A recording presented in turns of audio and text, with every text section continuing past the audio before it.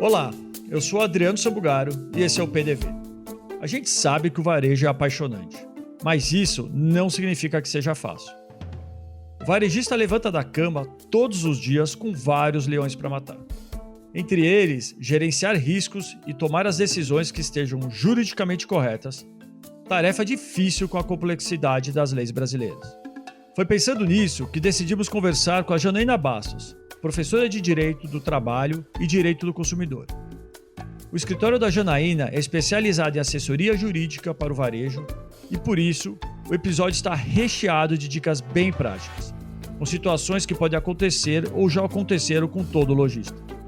Alguns dos tópicos que você vai ouvir por aqui passam, por exemplo, por medidas que podem evitar ações trabalhistas, o tabu da justa causa, punir ou não um funcionário por erro operacional e tecnologias para evitar perdas. No perfil de uma rede social, a Janaína se descreve assim: advogada de supermercados que vende o sono bom e paz de espírito ao empreendedor do ramo alimentício. Sensacional. Por isso, eu comecei fazendo a seguinte pergunta para ela.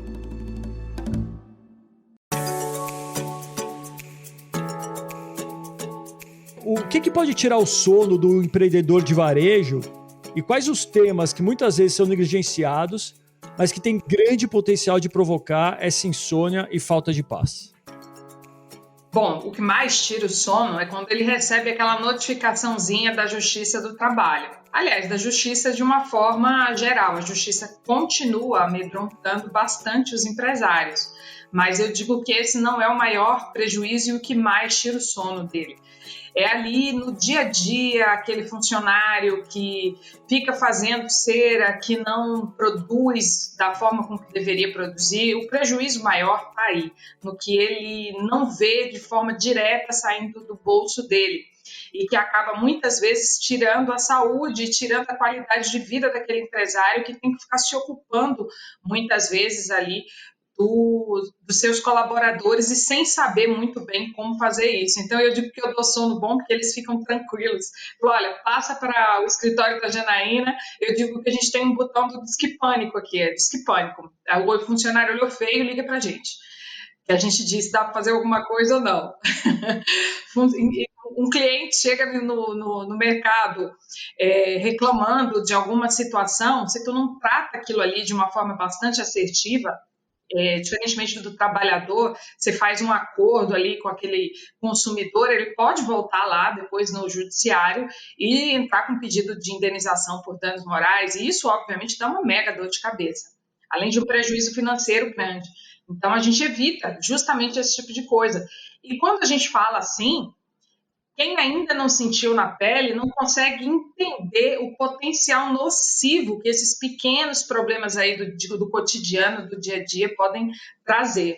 Quando começam a entender disso, eu começo a dizer que eu falo, olha, a primeira reunião que tem com a gente, nós somos os portadores do caos, das más notícias. Ele só veio ficar tranquilo de que, olha, agora você tomou consciência, você vai poder evitar isso. Você não está mais no lugar daquele que está desavisado. E faz uma enorme diferença. Aqui a gente fala muito para supermercadista de médio porte e de pequeno porte, né?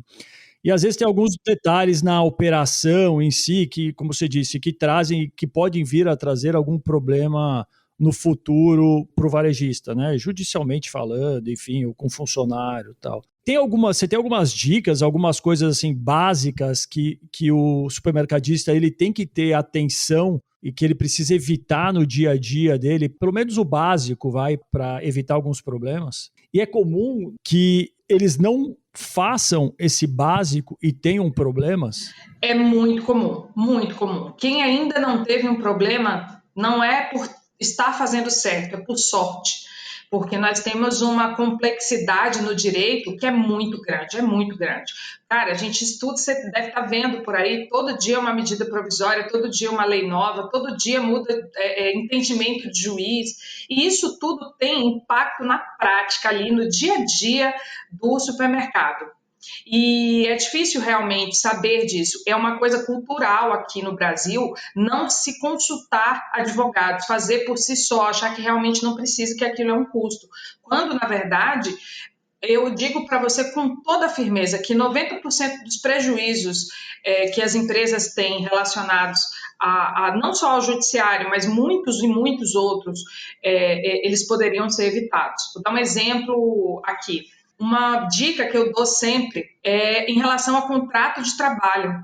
Cara, aquilo tem um poder tão grande que é tão negligenciado pela empresa, sem precisar, tudo que você coloca, assim, no regulamento interno, você coloca, você precisa trazer como regra, você faz isso no contrato de trabalho. Uma coisa que é muito comum, que as empresas suportam muito quando a gente fala de prevenção de perdas, é o prejuízo que o funcionário dá por não observar os procedimentos da empresa.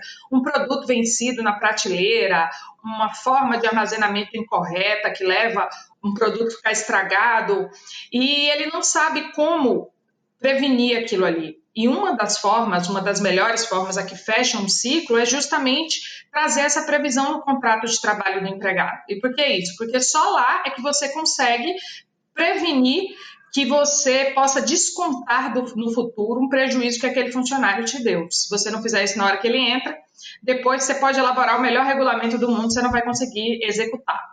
Você sabe que isso é uma dúvida que sempre aparece, né? Pelo menos para mim. Eu sei. Ele pode efetivamente descontar do funcionário por um erro, por uma diferença de caixa? Pode. Quebra de produto, enfim. Pode, e a maioria não faz porque não sabe fazer. Tem muitos advogados que não sabem fazer e dizem que não dá para fazer, que não pode fazer. Não pode fazer do jeito errado, porque aí realmente se você faz sem uma previsão para aquilo ali, sem prova efetiva de que aquele funcionário cometeu aquela coisa errada, aí efetivamente vai dar problema e ele entra na justiça e ganha tudo depois. Mas eu digo que punir muitas vezes é terapêutico para o ambiente de trabalho, porque você demonstra para todo aquele ambiente as regras daquilo ali. O que adianta você gastar tubo de dinheiro com treinamento, com procedimentação do teu ambiente, fazendo inventário, fazendo um monte de coisa que a gente sabe que supermercadista tem uma resistência grande muitas vezes de fazer por não entender a real valia daquilo ali, se lá no final da ponta você não educa e não consegue punir o seu funcionário quando ele descumpre toda essa roda que você criou. Você cria a cultura do caos, você mata ali todo o restante do aprendizado que você tentou implementar naquela equipe. E o que é combinado não sai caro. Né? Exatamente, é o que eu sempre digo. Dois ditados, eu adoro ditado popular, você já vai acostumando. Pau que dá em Chico, dá em Francisco.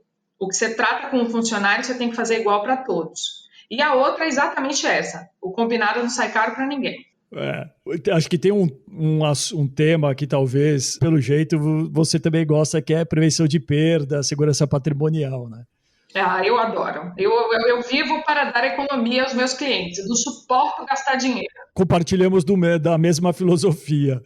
E aí, a gente tem uma pessoa aqui no podcast com a gente, que é a Vanessa Urbieta, que vem da área de prevenção de perdas e que está aqui e que acho que você, Van, também tendo sangue, né, a prevenção de perdas e acho que você tem muita coisa para perguntar aí para a Janaína também, né? É um prazer estar com você aqui nesse podcast.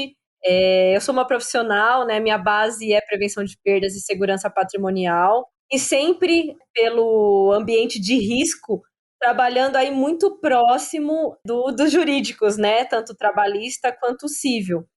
E muitas vezes, né, como profissional de prevenção de perdas, eu me deparei com algumas situações, uma dúvida muito recorrente, né, que acontece em relação à questão de imagens, né? E até os áudios que são capturados pelos equipamentos de segurança, né, de monitoramento, que realmente cada vez estão mais modernos, né, Janaína? E acaba capturando imagem, áudio dos clientes e dos funcionários. E aí, indo para o lado aí jurídico do negócio, né, qual que seria a sua sugestão em como que as empresas elas devem fazer em relação ao contrato de trabalho, né? E a questão da comunicação, né? Vamos falar um pouco aí, né, dessa comunicação nas lojas, que o ambiente aí está sendo monitorado, enfim, para poder evitar problemas futuros, problemas legais lá na frente.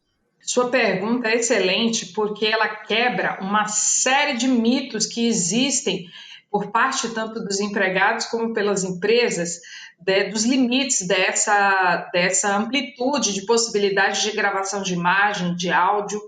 Ela é sim possível e recomendável, inclusive, por muitas decisões judiciais que vêm batendo nas empresas por fazerem outros métodos ao invés de investir nessas tecnologias que ajudam a prevenção de perdas.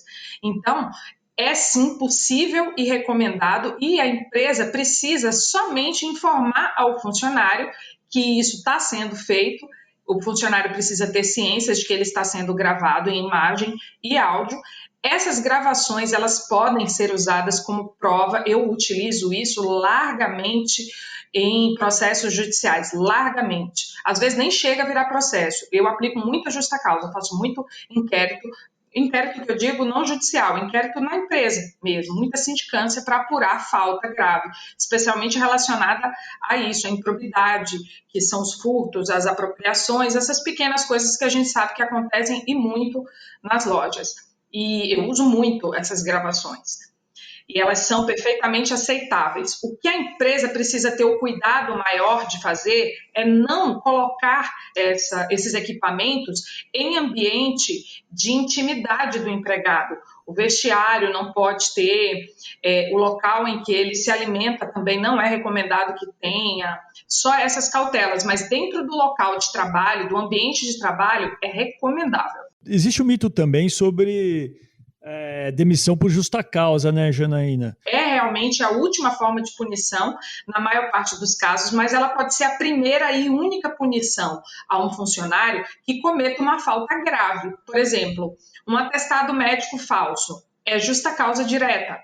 Uma apropriação indébita, um furto, é justa causa direta, sem curva. Briga entre funcionários, não tem curva, é justa causa direta. Recentemente a gente estava numa sala conversando sobre isso, né, no Clubhouse, e eu me lembro de ter um empresário, acho que estávamos eu, você e havia um empresário do segmento de supermercados, que ele falava da importância de realmente fazer a justa causa quando é de direito, né, para exatamente corrigir o mercado, porque esse funcionário que fez o delito, né, ou cometeu a falha, e não foi punido corretamente, ele vai certamente ser empregado por um outro supermercado da região e vai levar essa prática ruim, negativa, para aquele outro, né?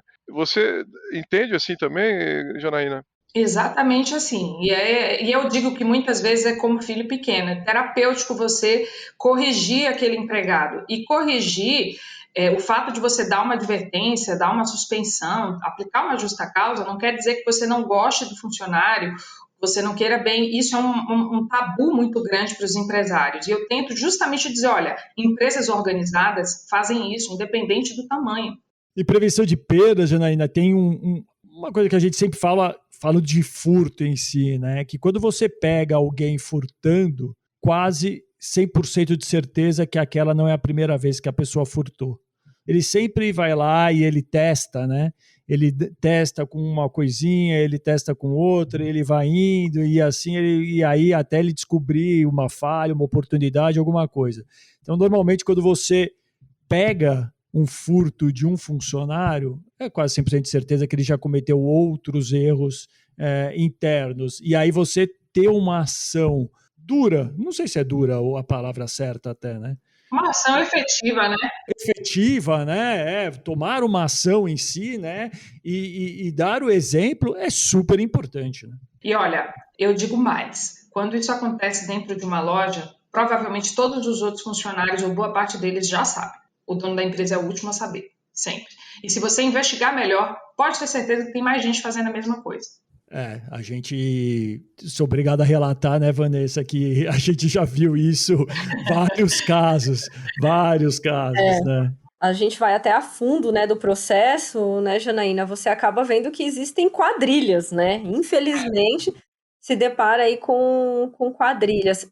Nós, na Gunebo, nós temos algumas tecnologias que permitem que a gente consiga identificar perdas. Eu fiquei apaixonada. Quando o Gustavo me contou isso, eu falei, gente, eu posso comprar e dar para os meus clientes. Se for um preço acessível, eu acho que eu vou colocar dentro da minha mensalidade. É super acessível, tá? Tá bom. Vamos fazer uma live junto lá para eles, no Papo Supermercadista. Porra, com certeza.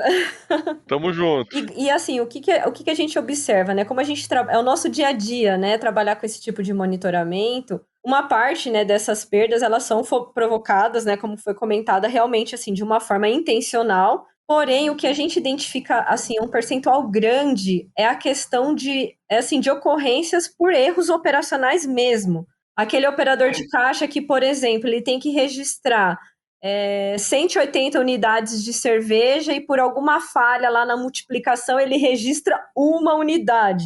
E aí, nesses casos, a gente vê que é muito complicado para o varejista a questão das punições, né? Porque a gente está falando de erro operacional, né? E assim, isso para chegar até numa justa causa, como que, assim, nesse processo, vamos colocar assim, qual que seria a sua orientação para esse varejista de realmente identificar essas falhas com uma certa frequência, né? Esses erros operacionais e como tratar isso em relação à questão das punições? Olha, isso é uma dor realmente grande, eu acho que praticamente todos os supermercadistas. E aí a gente tem duas situações.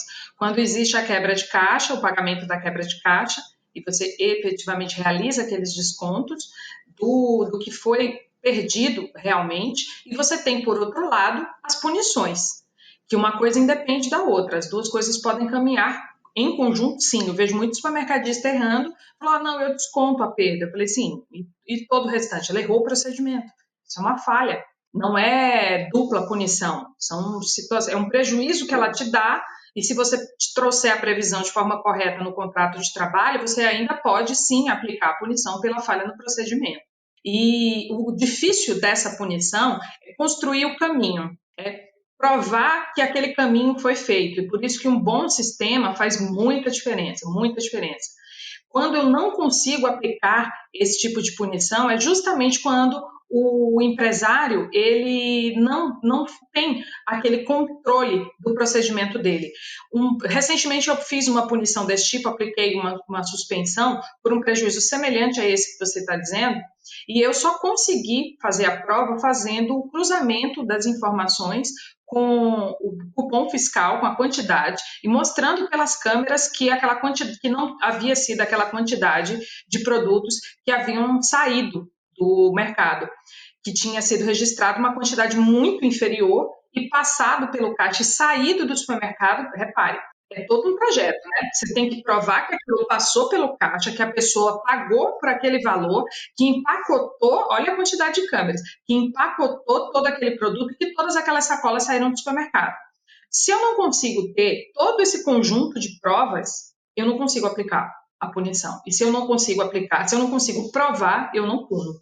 E aí eles ficam revoltados. Doutora! Eu falei, você precisa fortificar a maior parte das apropriações mesmo em débitos que a gente percebe, dos furtos, ele não tem controle de estoque. Se você não tem controle de estoque, como é que você prova que seu estoquista está te roubando? Para ilustrar esse exemplo que a Vanessa deu, a gente recentemente fez um monitoramento para um dos clientes e de todos os erros que tinham acontecido, 1/3 era do mesmo operador. E aí depois, em função disso, foram observar e decidiram pela justa causa e descobriram que havia, além dos erros, haviam furtos também. E aí optaram em fazer a justa causa, quer dizer, onde há fumaça há fogo também, né? Não é só erro, vamos dizer, por distração, é um erro intencional, né? Nesse caso aí é o que a gente chama em direito, eu não gosto muito de juridiquês não, mas às vezes a gente precisa usar o dolo, aquela coisa que tem a intenção de errar, mas a culpa também, quando ele faz simplesmente porque ele não prestou atenção no procedimento, porque ele se equivocou, isso também é punível. Importante essa informação. Ô, Janaína, mudando um pouquinho do foco do funcionário, mas não muito, a gente tem uma situação muito crítica, né, e que também levanta vários mitos, né, que é a abordagem de quando há uma suspeição, né, quando você está achando que houve um furto, né. Então isso acontece quando a gente tem os nossos equipamentos, quando há um disparo de antena, né? O que é um disparo na antena? É quando o cliente atravessa a área da antena com um produto que não foi desativado no caixa. Então isso é uma suspeita, não é um roubo, porque pode ter havido, voltando à questão, um erro operacional, né, anteriormente, mas há um disparo de antena. E aí, como abordar corretamente, né, como fazer com que essa abordagem não se volte contra o varejista, ou seja, não se torne um problema para ele se a abordagem for feita correta. Na maior parte das vezes, as pessoas bem intencionadas, ao ser disparado, ela para e procura alguém para entender o que está acontecendo. Porque o cara mal intencionado, quando ele é abordado, ele reage de uma maneira ruim, óbvio, porque ele sabe que está fazendo algo errado, né? O bem intencionado, quer dizer, o que não fez nada, efetivamente foi algum erro e se dispara o sistema, ele, como o Gustavo disse, ele acaba procurando, ou se alguém aborda, para ele é normal, porque ele sabe que não fez nada de errado, né? Essa é a realidade. Exatamente. Mas o grande problema é que a maior parte dos supermercadistas não tem esse sistema. E a dificuldade é quando não se tem esse sistema. Todo mundo deveria investir nisso. O que aconteceu comigo até, né, naquela época que estava todo mundo indo para os Estados Unidos fazer compras nos outlets, eu fui com a minha família e por acaso uma das camisetas, né, que eu comprei para o meu filho não desacoplou a etiqueta, né? E aí tava sendo um inferno, porque toda loja que a gente entrava disparava, né? E aí a primeira coisa que eu fiz foi procurar o segurança e falar assim, ó, tá acontecendo esse disparo, mas é de outra loja, e o segurança foi comigo no caixa e desacoplou, né? Então, assim, uma das maneiras que eu recomendei, né, eu queria até ouvir da Janaína se está correto, é até usar esse argumento de justificativa. Olha, pode ser que o nosso caixa não desativou a sua antena, deixa eu confirmar, porque você vai andar aqui pelo shopping, ou você vai entrar em outra loja, pode disparar e criar um incômodo, ou então você vai chegar na tua casa e vai ter que tirar e pode danificar a roupa, enfim. É uma abordagem muito mais no sentido de estar prestando um serviço ao cliente do que colocar qualquer tipo de dúvida.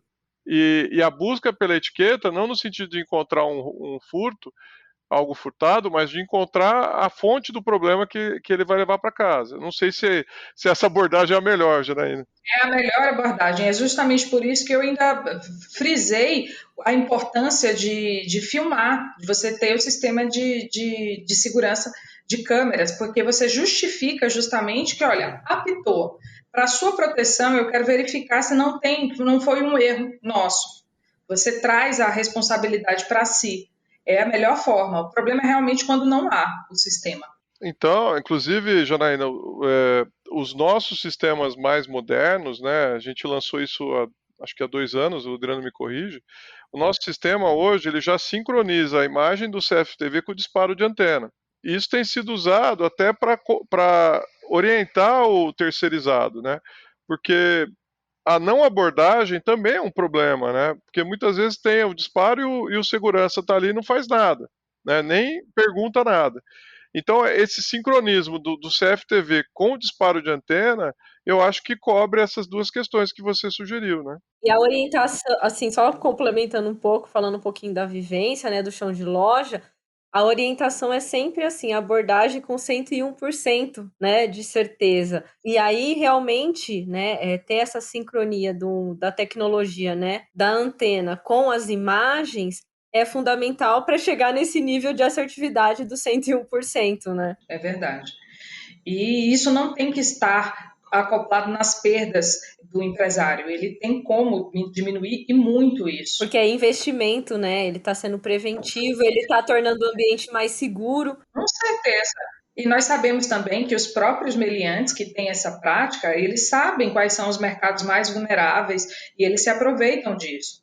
Porque o grande combate do varejista não é pegar, sei lá, o adolescente que vai lá roubar uma barrinha de chocolate porque quer fazer graça, né? O grande problema está na quadrilha.